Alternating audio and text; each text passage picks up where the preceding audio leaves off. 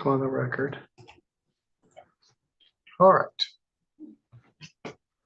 This is the time and date scheduled for preliminary examinations. Last week, Judge Pattison handled my pre-exam conferences. Usually I would be on top of the cases that be coming up on this date, but I was in Kalamazoo handling a case there. So Judge Pattison handled my pre-exams. And yesterday was a holiday. So I left Friday and came in this morning believing we had 9 preliminary examinations. Several of those have resulted in waivers. Judge Pattison took 2 pleas this morning, which I appreciate. And that leaves us with 1 plea and a couple of other matters to address. Mr. George is meeting with the client right now in the breakout room. And we do have a case that I believe is going to result in a misdemeanor plea. And that is People versus Douglas Pierce. That's you, sir? Yes, sir. Let me get the right file here.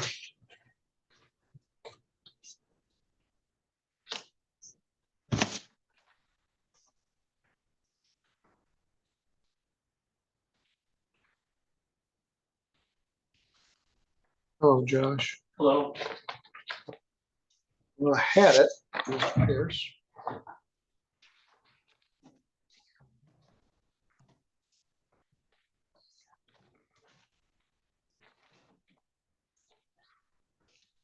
I'll just go with what I do have. This is file number 251.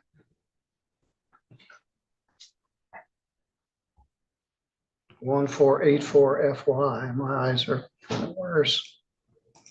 People versus Douglas Adrian Pierce II. That's you, sir? Is that you? Yes, sir. All right, Mr. Pierce, the original charge here alleges that on or about July 25th, he made an assault upon Jessica Gay with a dangerous weapon, to wit, a metal pole. That's commonly known as felonious assault, and it's punishable by up to 4 years in prison and a fine of up to $2,000. Second count also alleges felonious assault with a mini bike. I don't know if I've seen that before, but sometimes a vehicle can be a dangerous weapon. That is also a felony punishable by up to 4 years imprisonment. The complainant in that one is also Jessica Gay. I was told that this matter was going to result in a plea. What my note was 2 counts of assault and battery. We'll see if we can zero in on that. You're here with your lawyer, Jordan Yancey. Also present is Angelique Kingfield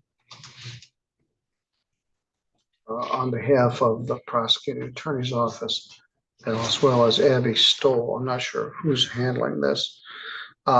Ms. Yancey, Ms. Harden, what's the status here?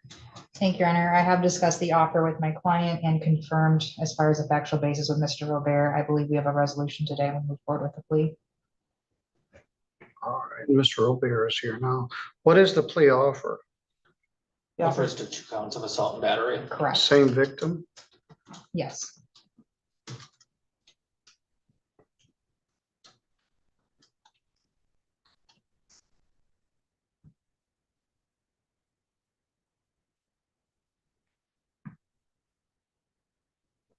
Oh, well, let's talk about that. What you're charged with right now are 2 felonies, felonious assault. Prosecutors agreed to dismiss both of those charges for a plea to assault and battery. That's a simple misdemeanor. It's punishable, not simple, but those are 90 days. It's a 93-day misdemeanor, punishable by up to 93 days in jail and a fine of up to $500. In each case, the complainant would be Jessica Gay. Do you understand the charges? Yes, sir, I do. Anyone threaten you to get you to plead to those charges? No. Or promise you anything? No. All right, Ms.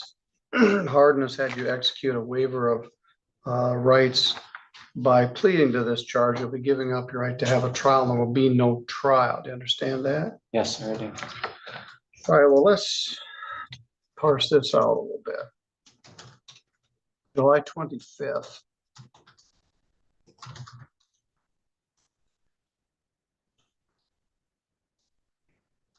See if I've got anything in here. I don't have anything. July 25th was a Friday. I don't have a bond form, affidavit, any sort of facts. How are you and Miss Gay? What's your relationship with her?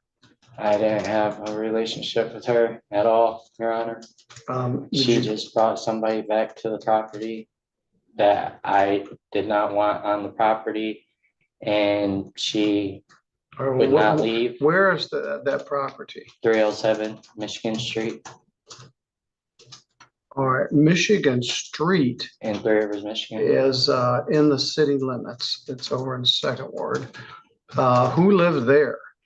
My girlfriend, Amanda Sawyer.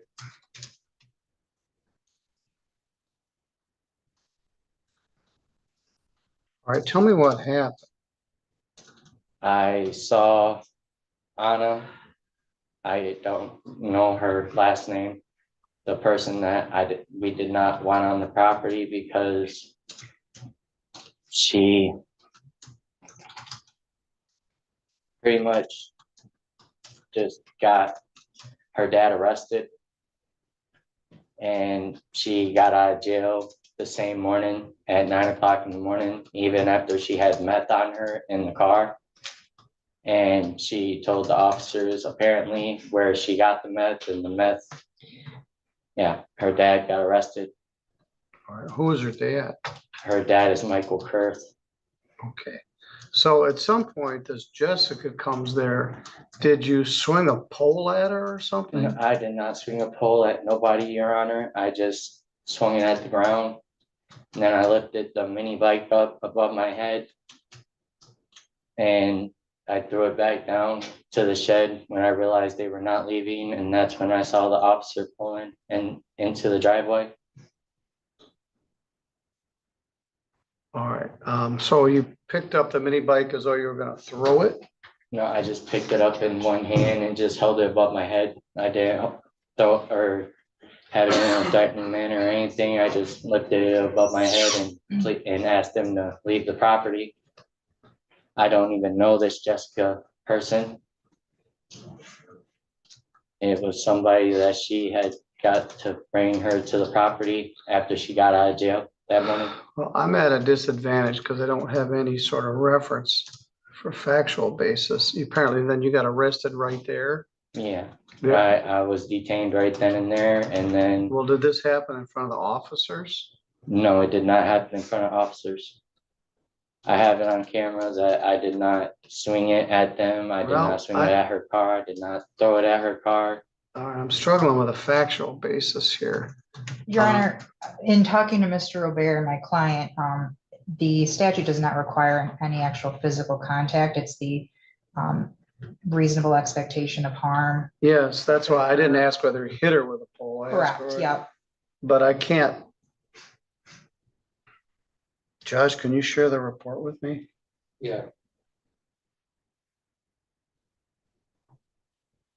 At this point, Mr. Pierce, you're presumed to be not guilty.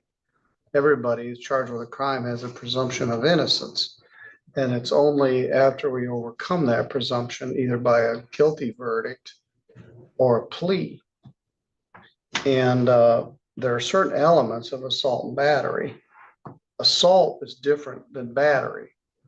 They're charged as the same thing. Assault, battery is striking somebody or impermissive touching.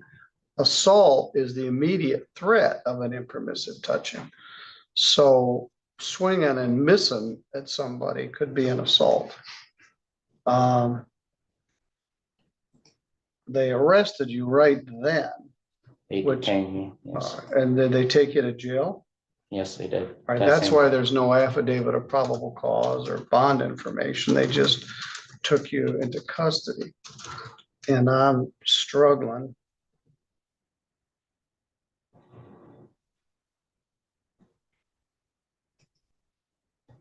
Thank you, Mr. O'Hare.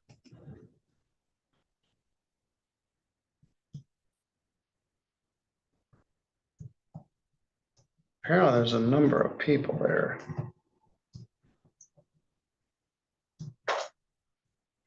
Dispatch at 307 Michigan Street.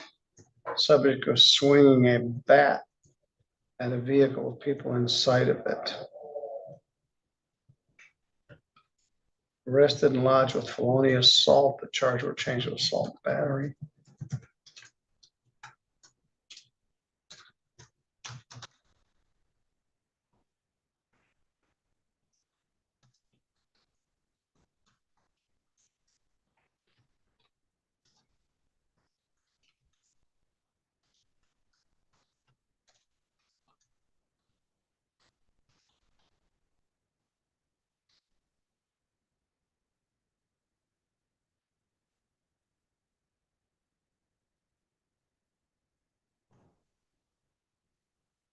All right, this is Oviana Harper. The witnesses said that Pierce approached the vehicle with a metal pole and swung it at the vehicle a few times. He never hit the vehicle. Then he picked up a mini bike and approached the car with it. He ended up throwing it on the ground in the front of the vehicle. So the pole is more clear than the mini bike. The victim, Jessica Gay, said he saw you shove Ms. Harper.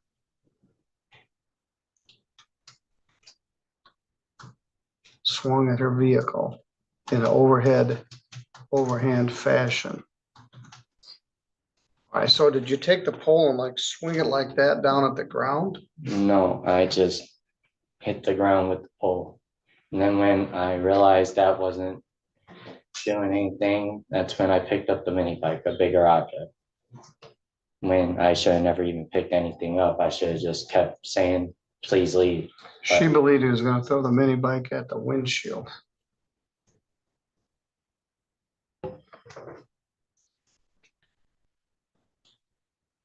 And Mr. Gay was mad at Miss Harper, yelling and screaming. You were mad. There's a video.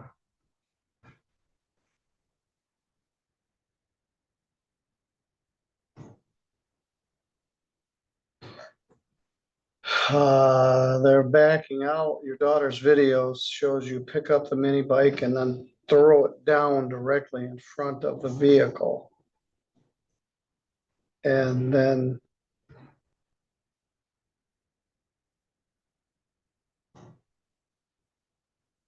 you come back with a metal pole, smacks the pole against a wagon, spinning the medical pole in his hands, and he points the pole right at the vehicle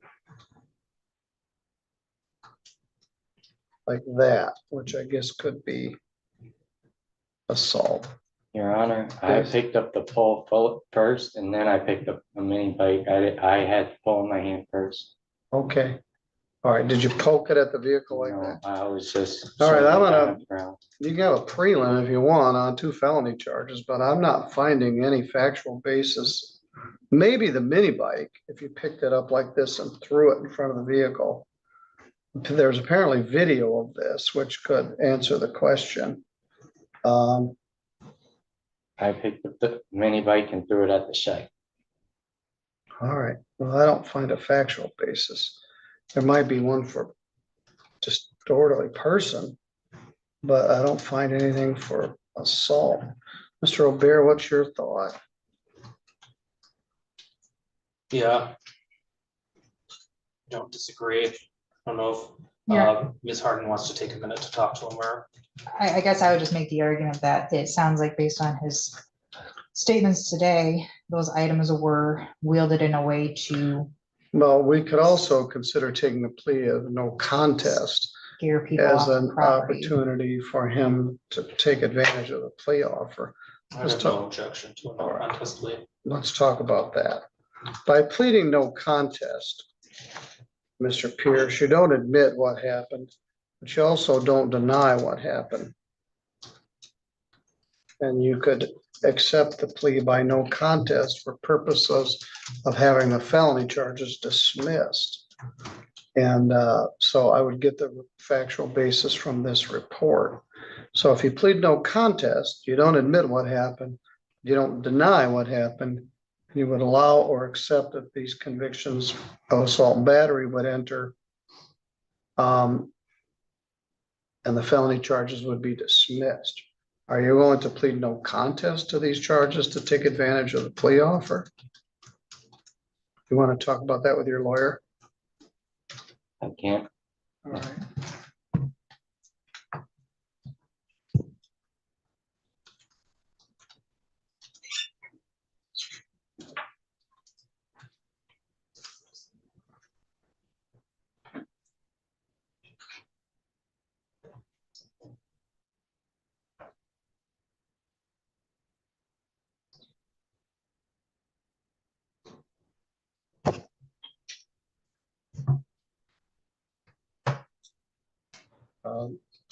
right. Do you wish to do that? Yes. All right, I'll show two pleas of no contest.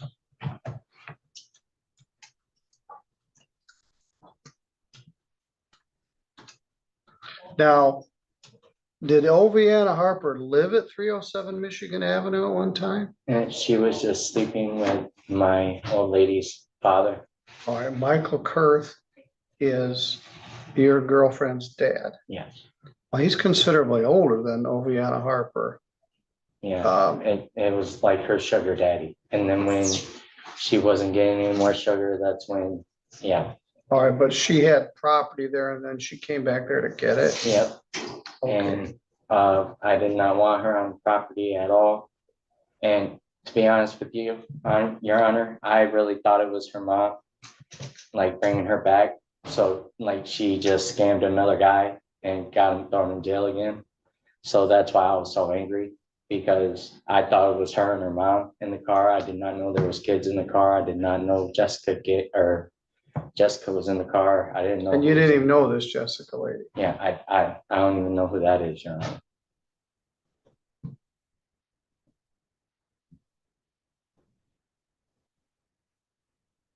Who owns the house at 307 Michigan Street?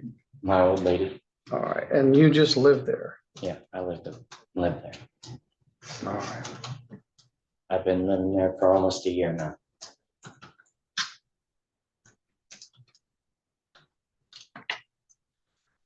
All right, I guess I'm gonna give an opportunity for victim input. Do we have anything?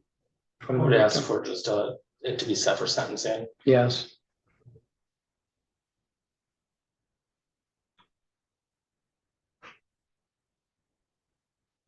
Jordan, you've got a date coming up on September 29th, but I just stuck a Tim George case in there. Otherwise, that would be a good fit. How are you for Monday, October 6th at 10:30? Not good.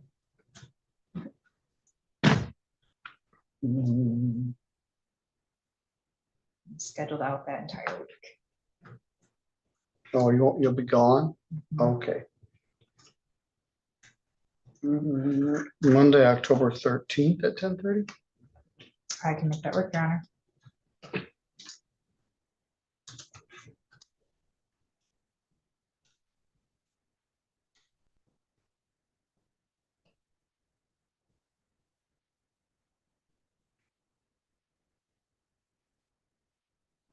This isn't gonna be terribly difficult. There's no restitution, as far as I can tell. Nobody was injured. It's two misdemeanors by no contest. And I would suspect we may not even hear from this person. And if we don't, I'm gonna treat this like a disturbing the peace. Yeah.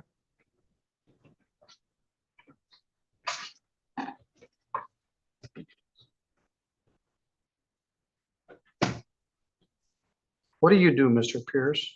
I currently can't work. I have seizures. What kind of work did you used to do? I used to work at a factory.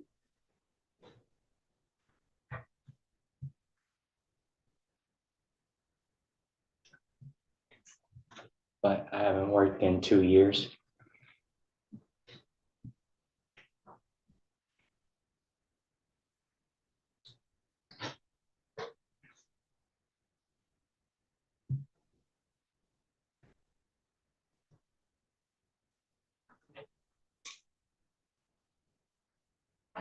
All right, we'll address this at that time. It doesn't seem real compelling. I would tell you that in this day and age, generally considered disrespectful to call your girlfriend your old lady, but some people still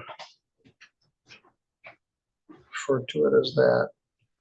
At any rate, I'll see you on October 13th.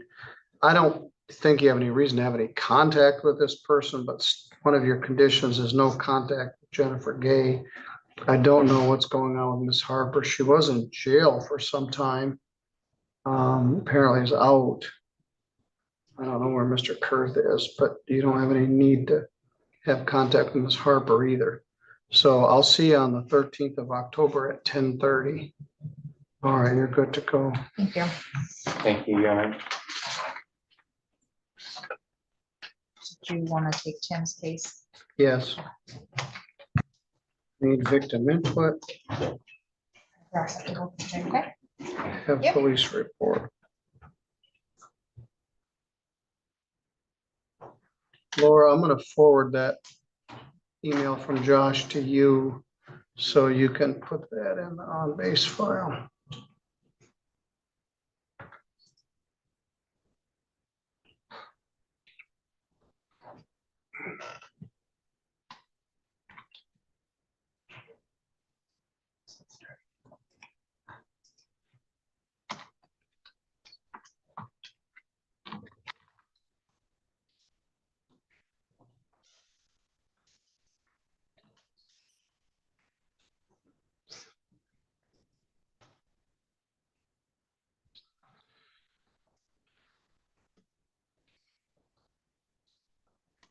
Did Tim go back in the conference room?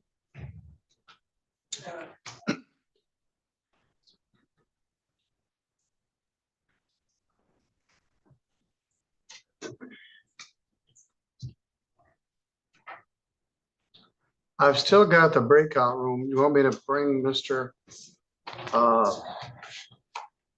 Holloway back? He requested to be here physically in person.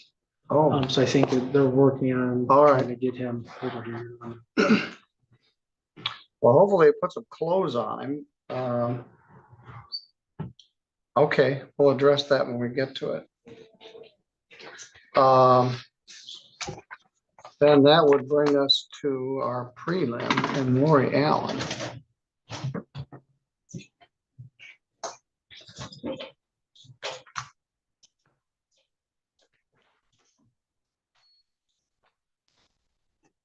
You bring it in. Miss Allen.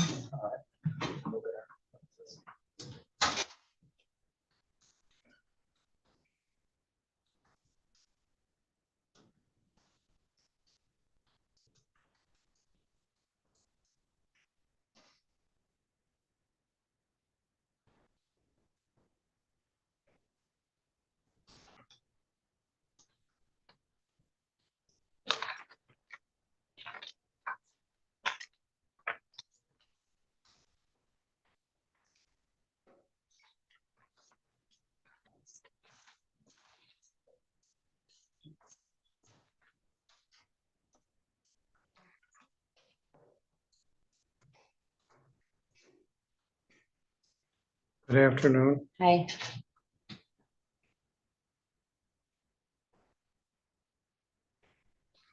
Mr. Shears is not in bond, is he? He's in custody. He waived. I filed that waiver Yes, I last did, week. but I just want to make sure I Yes. put his bond was not posted. He's set for a plea next week in circuit court. Very good. Joseph Sackett, is he on bond? He's in custody. It's an AG case. Yes. And I emailed the AG this morning to try to get a plea set and I haven't heard back yet.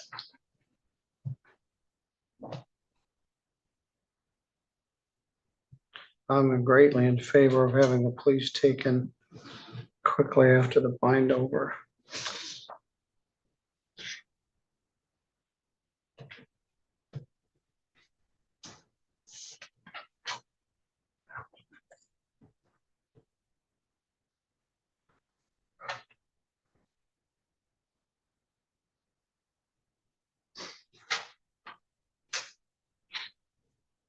$2,824.38.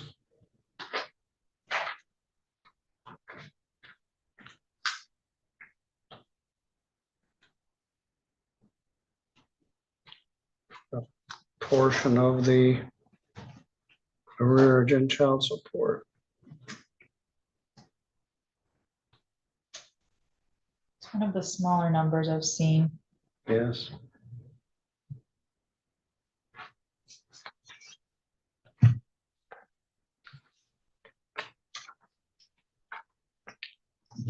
Miss Allen, we're just waiting to get the parties here.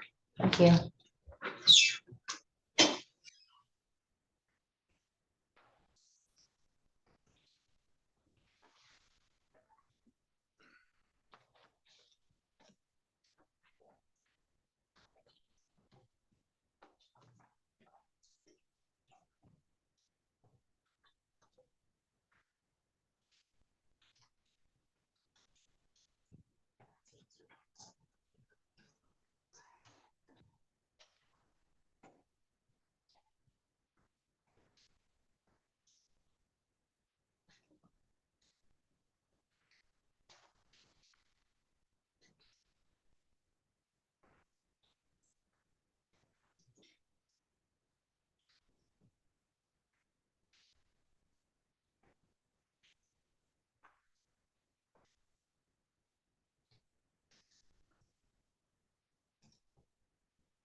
This is file number 251633FY. People versus Laurie Jean Allen. That's you. Yes, sir. We've met mostly online, but we've met in person. But I needed to identify you for the record. The allegation here is that on or about March 2nd, 2025, you possessed methamphetamine in the city of Sturgis. That is a felony. It's punishable by up to 10 years imprisonment and a fine of up to $15,000. The complaining witness is Officer Alexander Clever of the Sturgis Police Department. Chief Assistant Prosecuting Attorney Joshua Robert is here, and you're here with your lawyer, Jordan Harden. Mr. Robert, are the people ready to proceed? Yes, Your Honor. Ms. Harden? Yes, Your Honor, I would like to place on the record for the purposes of the prelim today, Ms. Allen was offered a misdemeanor use of methamphetamine. She has decided to not accept that offer. I have advised her that by holding this prelim today, we waive any right to negotiate in the circuit court as the prosecutor's position has changed as far as that. So just for the record, she understands that by having the prelim today, my ability to negotiate a lesser offer is diminished, if not gone entirely. Is that correct, Mr. Robert? That's correct.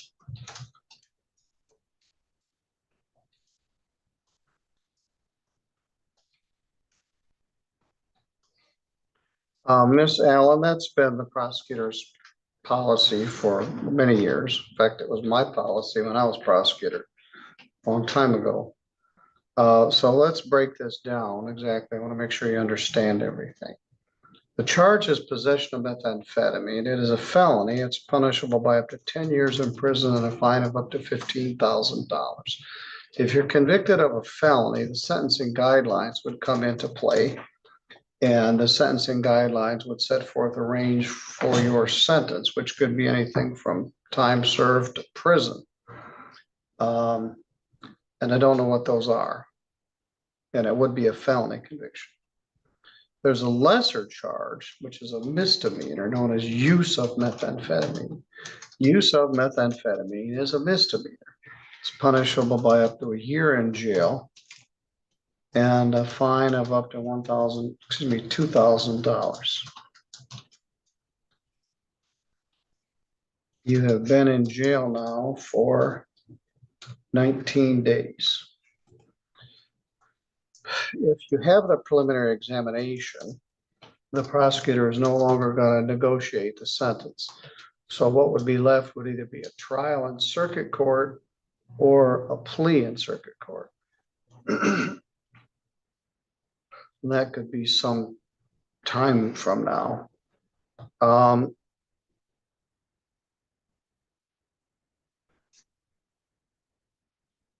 This hearing is called a preliminary examination. You don't get found guilty or not guilty at today's hearing. All they have to establish is probable cause to believe that a crime was committed and probable cause that you did it. So you're not going to be found guilty or not guilty here. If the prosecutor can present probable cause, the matter will be bound over to circuit court. And misdemeanor plea offer would be withdrawn and it'd be set for trial. Okay, All right, is that what you wish to do? yes, I do. All right, you seem quite clear about it, and I Yep. think you were right from the start, but, all right, Mr. Robert, you may call your witness. Thank you, Your Honor. Ms. Stoll is going to be handling this for us. All right, Ms. Stoll, would you place your appearance on the record? Abigail Stoll on behalf of the people. All right, thank you. All right, do you wish to call your witness?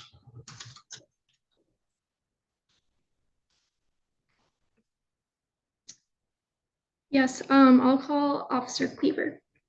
All right, would you come forward, please?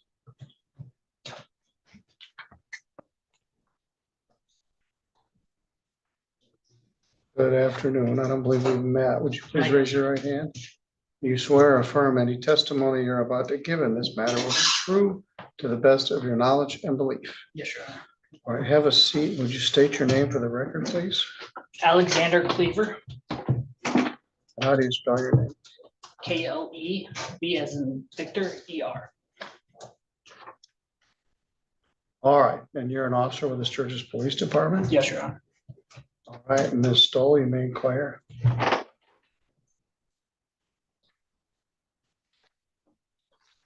Officer, could you tell me where you work Sturgis Department of Public Safety. and how long have you worked there? It's going on about 8 months now. And were you on patrol on March 2nd of 2025? Yes, I was on FTO at the time. Could you please tell me about your contact with Laurie Allen? Just a second. What's FTO? Field training officer? All right. So you had another officer with you? Yes, Your Honor. Now, who is that? That's going to be Sergeant Edgington, our K-9 unit. All right, thank you. Go ahead. Could you please tell me about your contact with Laurie Allen? So I was on patrol in the area of Orange Street and West Congress when our other officer advised me that a dark colored van had just left a known drug area and was heading west on Congress Street. I spotted the vehicle on West Congress as I was at the stop sign at Orange Street. She immediately took a right heading north on Orange. I did a UE, found a traffic stop for no license plate light, and initiated my emergency lights. We pulled over into the Sturgis Liquor Mart where she was hidden behind a wooden tall fence. Her lights and car was already off. I got out of my vehicle, made contact with Miss Laurie and asked her for her ID, registration, and proof of insurance. She gave me her registration and stated that her ID was stolen out of her purse in Indiana. Could you please identify the defendant? Yeah, she's right there in the green colored outfit. Let the record reflect that the witness has ID'd the defendant. It may. Okay, please continue. So I got all of her information, went back to my patrol car, ran Miss Laurie through lean. She came back as expired. Everything else checked out on the vehicle. On my initial contact with Laurie, I asked her where she was coming from. She stated she was taking Nola Allen home on North Clay Street. So after I made my second visit with Laurie, I asked her why she lied to me about her driver's license, and she stated she didn't lie, that her purse was stolen out of a vehicle in Indiana. I then proceeded to ask her again where she was coming from, and at this time she gave me a different address than the previous one. With the different stories and nothing adding up, I deemed Miss Laurie was lying to me or hiding something. So at this time, myself and Sergeant Edgington proceeded to run the K-9 around the vehicle.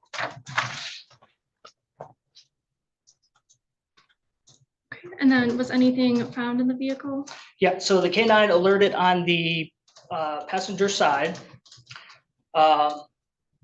So we got Lori out. I explained it to her that the dog had alerted on the vehicle.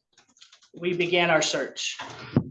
At that time, there was a Aldi bag behind the passenger seat. Lori stated that it was Noel Allen's. When we searched the bag, the belongings in it were women's clothes. We found a small black scale and an orange pill bottle with crystal-like substance in it. On my, I searched the driver's side, and right next to the driver's side seat, there was a purse. Inside the purse, I found a clear, like baggie with crystal-like substance in it. At that time, I gathered all the evidence, put it in a bag, and we're going to take it back to the department. I stated to Lori that the next process is we're going to send this to MSP. If it comes back positive for methamphetamine, we're going to pursue charges. And what did the MSP lab results show? It came back positive for methamphetamine.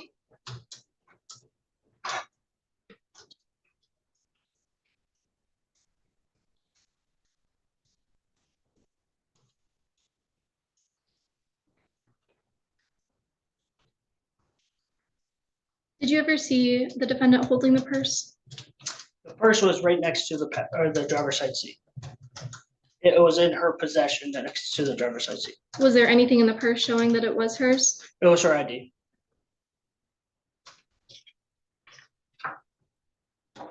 The ID that she said she didn't have? Correct. She was also the only female in the vehicle at that time. And What was the ID? It was a state issued ID. State of Michigan ID? Correct. and where did all of this take place? Sturgis Liquor Mart. In Sturgis, Sturgis, Michigan, Sturgis, St. Joseph County. St. Joseph County. Thank you.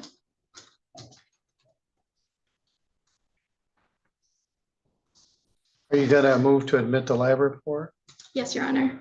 Ms. Allen, there's a special statute for preliminary examinations that allow the prosecution to bring in a laboratory report for preliminary examination purposes only. If this was a trial, they'd have to bring the laboratory technician in to testify about the test, but it is admissible for prelim purposes only. Could you describe the document?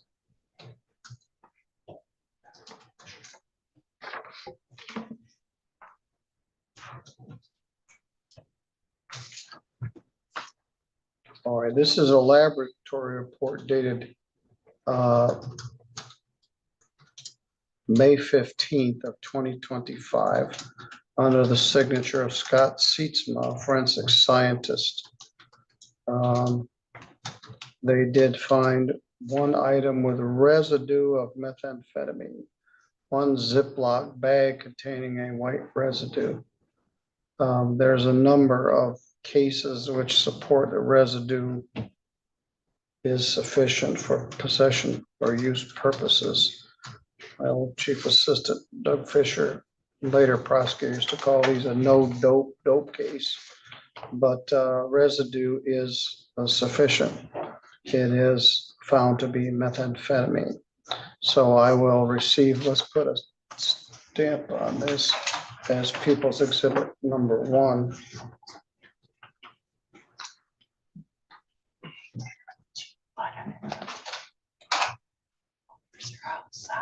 Oh, good. Would you like me to hold them here to come into your courtroom? Yes. Or would you, No, I want to see them. okay, and would you like me to contact Lance? Please, he can zoom in. All right, thank you.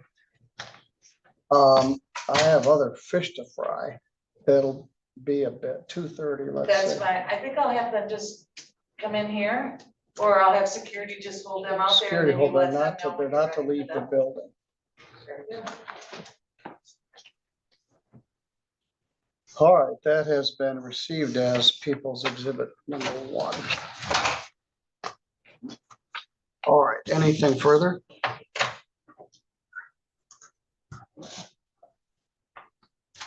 Officer, which item was it that was sent to the Michigan State Lab. It's gonna be that clear plastic baggie that was found in her purse. Thank you, that's all.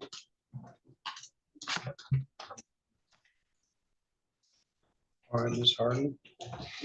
Good afternoon, officer. Hello. So, your testimony today is that you received a call about a dark colored van leaving a known drug area. Is that correct? It wasn't a call, it was one of our officers was watching this house. And he advised me that he saw this vehicle leave the house and headed west on Congress. Okay, so it's not necessarily that you were looking for this specific Correct. vehicle? Okay. Correct. And just for the purposes of today, you had only been following that vehicle based on the information you received from your other officer? Yes, Okay.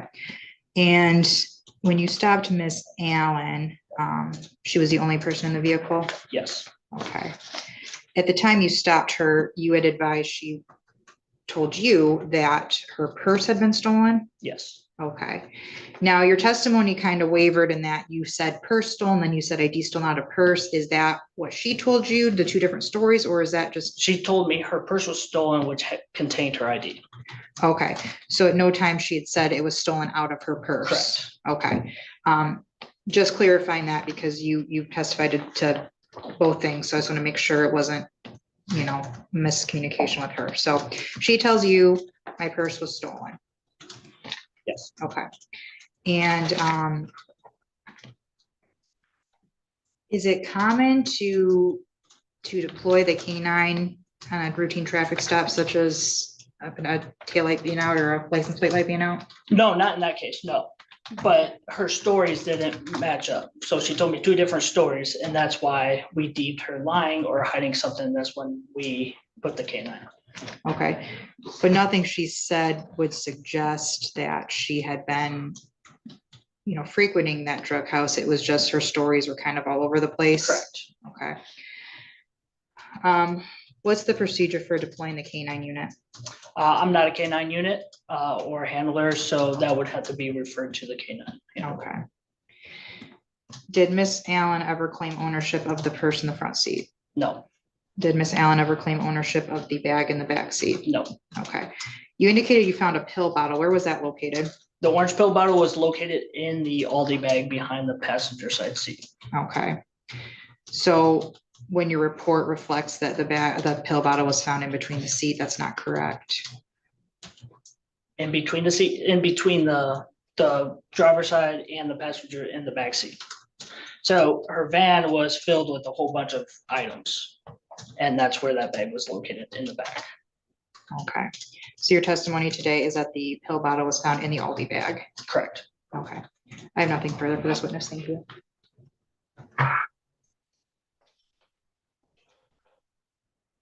Did you ask her anything about the plastic baggie?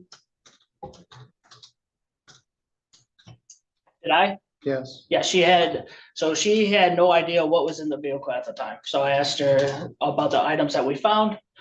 She stated the pill bottle and the scale was Noel Allen's, that he left the Aldi bag inside of her vehicle. But she had no idea that the plastic baggie was found that was in her purse. Did you give her a citation for operating without a valid license or? We did improper not, plate? because we were going to pursue charges of possession of methamphetamine at the time.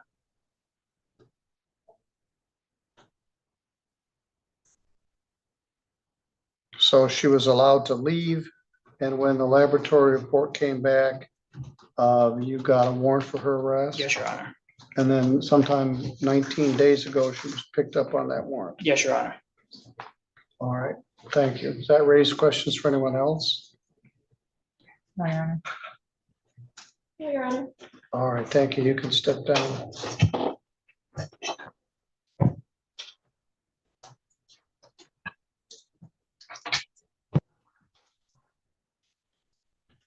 Ms. Harden, anything from the defense? Is that the state's only witness, Your Honor? Do you have additional witness to call? Josh is getting them. Oh, I'm sorry, I didn't realize that. I assume that Sergeant Edgington would be called, so.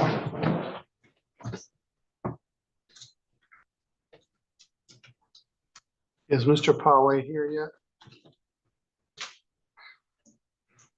117 is Frank Howie in the building.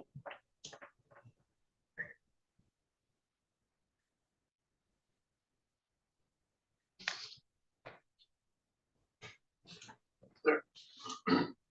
He's cuffed and dressed, but he's still up to the jail. All right, is Elvis in the building? Are they bringing him? They will bring All him. right, yeah, go ahead and have them bring him. Okay. Per Judge Middleton, go ahead and get him and bring him up here.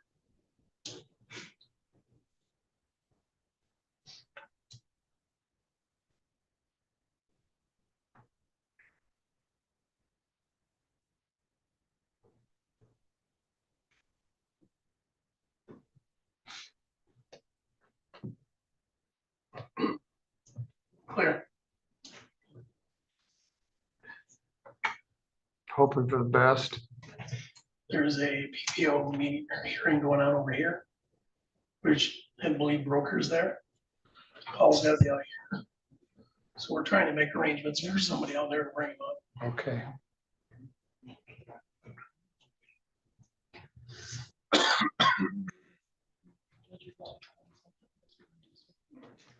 Officer Edgington, why don't you come on up to the,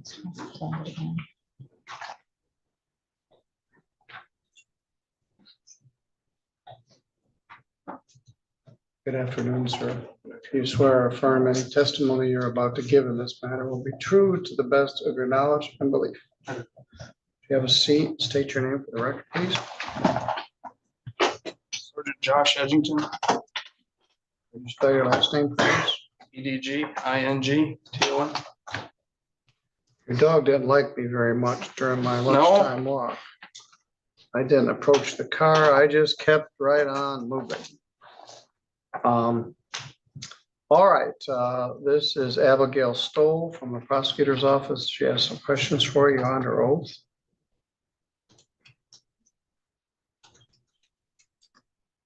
Officer, where do you work? Sturgis Police Department, How long have you worked there? about 9 years. Were you on patrol on March 2nd of 2025? I was. And could you please tell me about your contact with Laurie Allen? Officer Cleaver had conducted a traffic stop on her for a traffic violation. Made contact with her, the driver's side of her vehicle. Spoke with her briefly. Officer Cleaver then spoke with her and deployed my canine.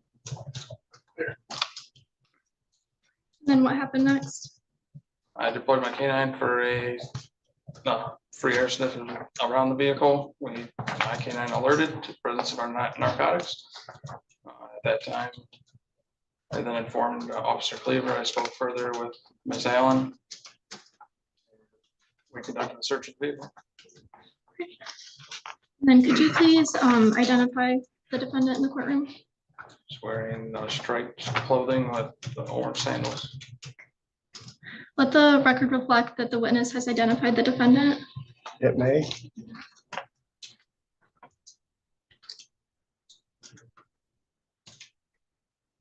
And then what happened after you deployed the canine?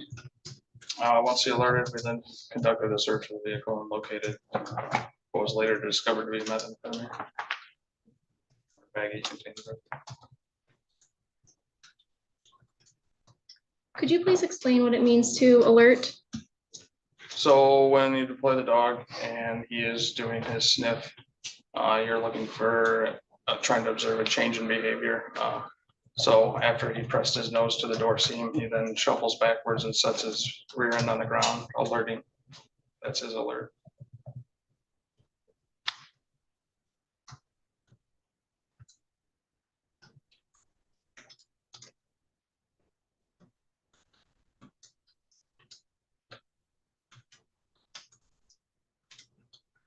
Was the canine in the vehicle with you, or did you wait to exit the vehicle to deploy the canine?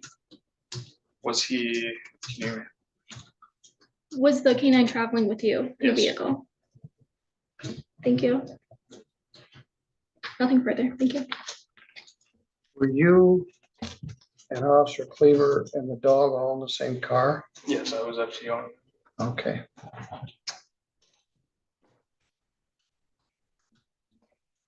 Afternoon, Sergeant. I have a couple questions for you. So you are the canine handler for the specific canine mentioned in the report? Yes. Okay. What kind of training does that canine go through? We go through narcotics detection training. We also do apprehension training, tracking. Okay. How frequently does the canine go through that training? Is it kind of like a yearly thing where they have to do updated? So there's a certification every year. Okay. But we train consistently. The minimum is 16 hours a month.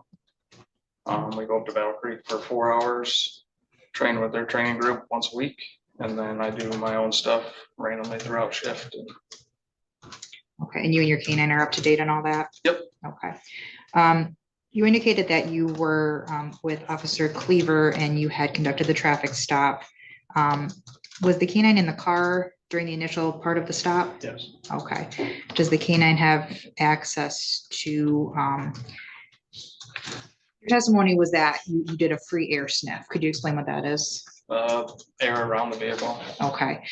With where you were parked in comparison to Miss Allen's vehicle, would the canine have the ability to conduct that kind of a sniff test from the vehicle?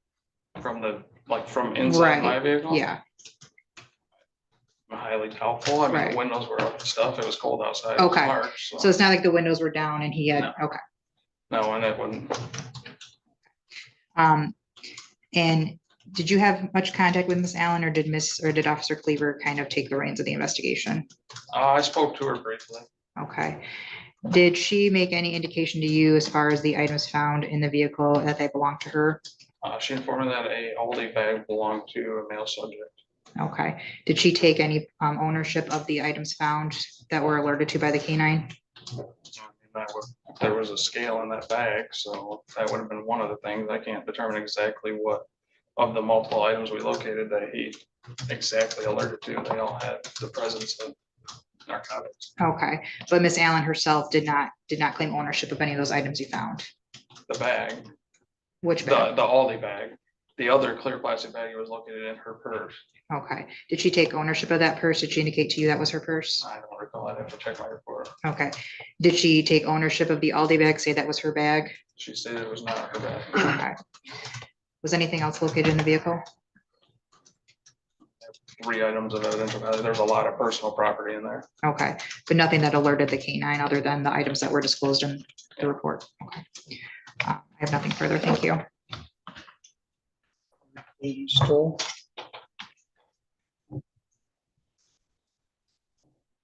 Nothing further. All right, thank you. You can step down.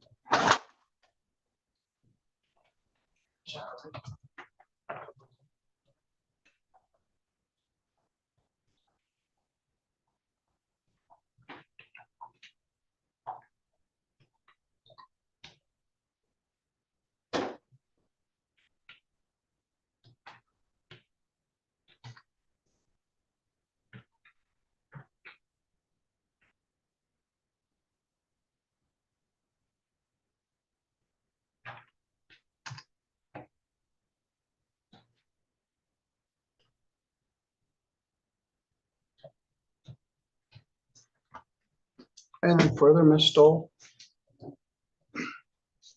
No, Your Honor. Ms. Harden, Nothing, Your Honor. motions?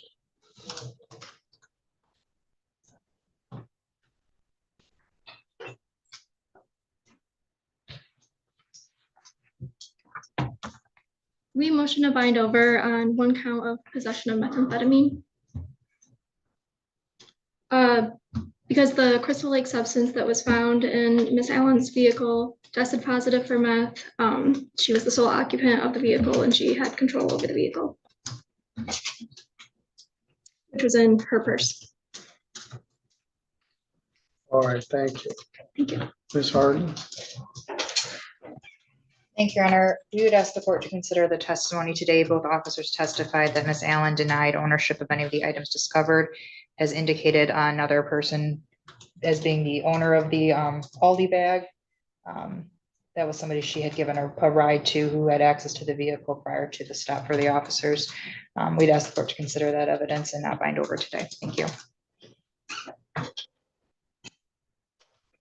Miss Allen, as I advised you, the standard here is pretty low. It's probable cause.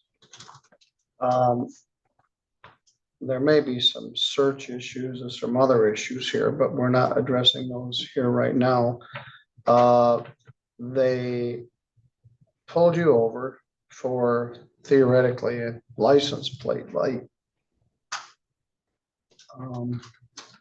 And then in the course of investigation, learned that you had no valid operator's license.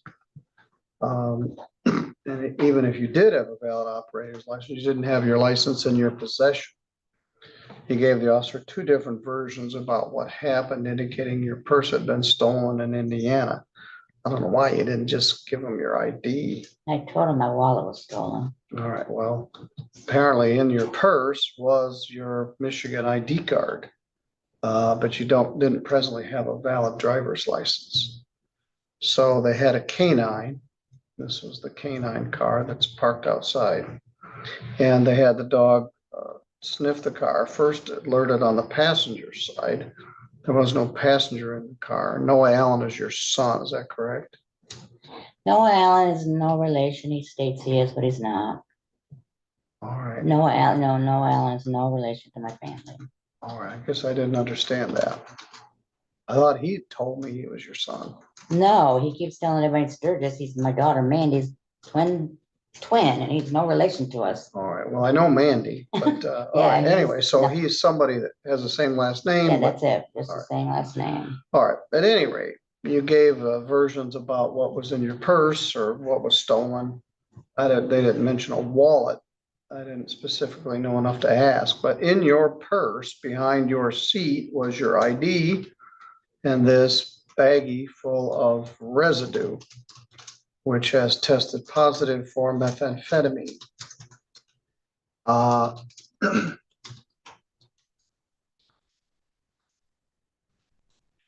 And that's sufficient probable cause to bind this matter over to circuit court. The next step would be the matter would be set for a status conference some months from now. You've been in jail now for 19 days. I've known you on a number of cases, mostly having to do with zoning issues in the city of Sturgis, as well as trespassing cases. You do have some unpaid fines and costs on some minor matters. You have a trespassing case, which is set for court this Friday for a last pretrial conference. Your bond is set in the amount of $2,500 cash or surety. She has asked the court to consider a bond reduction of PR bond today. I advised her that with the prelim, I wasn't sure if the court was going to rule on bond as jurisdiction was going to be transferring. Well, as soon as I sign it, I lose jurisdiction of it. Mr. O'Bear, what's your thought regarding the bond or Mrs. Stoll? We would ask bond to remain where it's set. Your Honor, she's advised me she does have a jury trial coming up out of state, so she is hoping to bond to be able to address that. Tell me about that. I don't know if I'm supposed to name names, but okay. It's Well, what's the charge? the charges are almost the same here, and there's another person involved, but I won't give a name. I was supposed to have a jury trial on that In what in state? LaGrange. And I was thinking it was this week, and I kept telling him the jail from the time I went there. I kept telling him I have a jury trial. You need to make sure LaGrange knows I'm here. Of course. Have you been in contact with your lawyer? No, well, her, or the lawyer down there? Yes. No, I don't have no money, I don't have nothing. I was gonna ask for a PR bond because I have a trust fund in Branch County.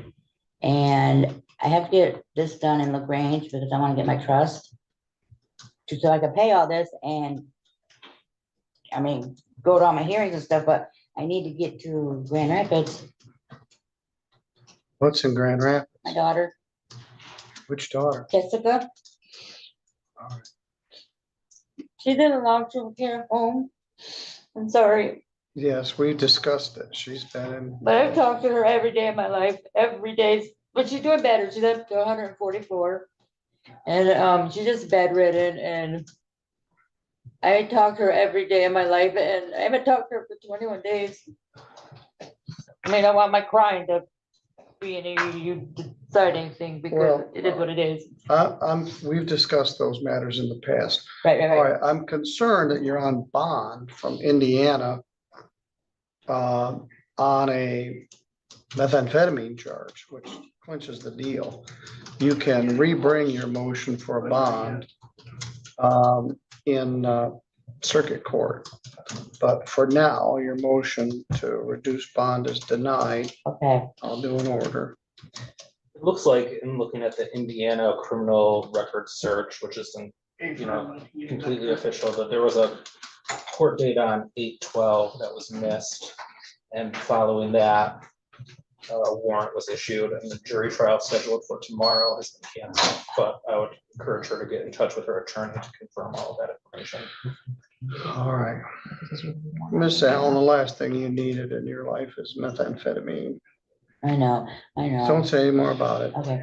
All right, you'll go with the court officer. Ms. Harden can bring the motion again. Someone needs to contact your attorney in Indiana and let her know where you are and what the deal is. All right, I'll do a formal order denying the motion for a bond Yeah, reduction. I think you're gonna have to give me any understanding attorneys. I can't. You think of it, just let me know. I thought I printed a binder over here. If you have that information, return it now, and then I can get something for it.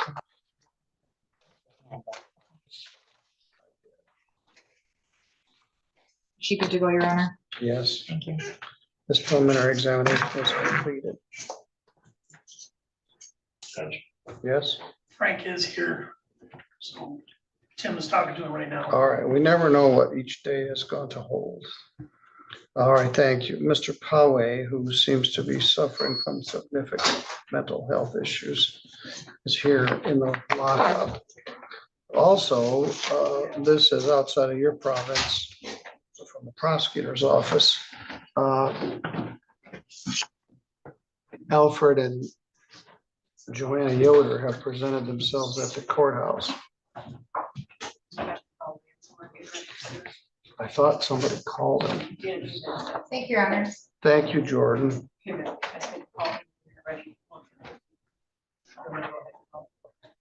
to Not break quite this one yet. down. Judge Middleton's courtroom was busy as ever, and this hearing had a little of everything. Felonies downgraded, questions about mini bikes as weapons, and even a deep dive into canine alerts. Let's start with Douglas Adrian Pierce II. He came in facing some pretty serious charges, including felonious assault with a metal pole and even one with a mini bike, which is certainly not something you hear every day. The case quickly moved toward a misdemeanor plea, but Middleton wasn't about to rubber stamp it. He pressed hard for a factual basis and seemed genuinely unconvinced by Pierce's explanation that he never swung the pole at anyone and only tossed the mini bike toward a shed. To his credit, Pierce was cooperative, even candid, admitting he got angry and acted poorly, though his version of events didn't exactly line up with what witnesses and the video reportedly showed. Middleton stayed measured, careful to protect the record, and ultimately steered Pierce toward a no-contest plea so the case could resolve without getting bogged down. It was a good example of a judge threading the needle, making sure the law was respected while also giving the defendant a practical way forward. Then there was the case of Laurie Jean Allen, who decided to roll the dice and push her case forward to a preliminary examination rather than take a misdemeanor plea. That decision meant the courtroom shifted gears into a probable cause hearing, and we got to see some law enforcement testimony in action. Officer Alexander Cleaver, still fairly new to the job, gave detailed testimony about the traffic stop, his suspicions when Allen's story kept changing, and how a K-9 unit was brought in. His recounting was thorough, though at times he stumbled a bit over details like whether the purse was stolen or just the ID was missing, which defense counsel seized on. Still, the big point was that meth residue was found in a baggie inside a purse right next to Allen, with her own ID inside. and the state lab confirmed it was methamphetamine. The defense raised fair questions. Was the canine sniff really standard procedure for a license plate light issue? Did Allen ever actually admit ownership? Could some of the items have belonged to someone else? But the circumstantial evidence tied her closely enough to satisfy the low threshold of probable cause. Sergeant Edgington then added his part, explaining the canine training, the alert procedure, and confirming that the dog did its job. His testimony was calm and professional, and you could tell he's been through this process plenty of times before. The defense tried to highlight the lack of direct admissions from Allen and the possibility that other passengers' belongings were involved, but at the end of the day, the lab results and the proximity of the drugs to her seat carried the weight. Middleton handled the whole thing with his usual patience, making sure Allen fully understood the risks of rejecting the plea and going forward. He was even-handed, respectful to the officers, and clear about the consequences without adding any drama. Overall, the courtroom atmosphere had a steady rhythm. Some humor slipped in during Pierce's case when the discussion veered off into who was dating whom and what terms people use for their partners, but Middleton never let it get out of hand. With Allen, the tone was more businesslike, but still calm and respectful. Attorneys on both sides did their jobs well. Prosecution stayed focused on building probable cause, defense pressed the weaknesses without grandstanding, and Middleton kept it all balanced. The hearing captured the everyday reality of local court. Some moments that make you chuckle, others that show just how seriously the law treats these matters, and always a judge working to keep the wheels of justice turning smoothly. If you found this hearing insightful, consider subscribing, hitting the bell, and letting me know your thoughts in the comments below. I read every one.